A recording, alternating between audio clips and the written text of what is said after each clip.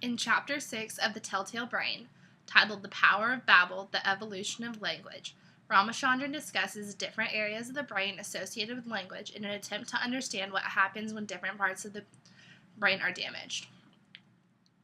I first off wanted to say that I really liked this chapter automatically because it wasn't from the mind's eye. I've complained in a couple of videos in the past about not liking the chapters in The Telltale Brain about aesthetics, and I'd like to take a moment to revoke those statements because after reading The Mind's Eye, I'm so grateful for Ramachandran and the fact that we are back to this book.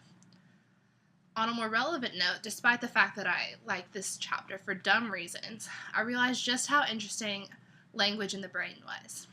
From making our atlas, I remember that Broca's area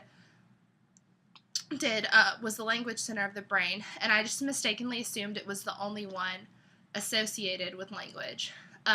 So that's why I found Ramachandran's first patient to be interesting. I couldn't believe that Dr.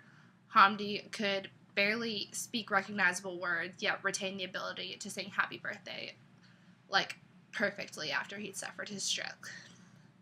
Another thing I liked about this chapter was that Ramachandran supported his claims with widely accepted evidence. By widely accepted, I'm just talking about when he mentioned Darwin and Wallace, because evolution is pretty irrefutable.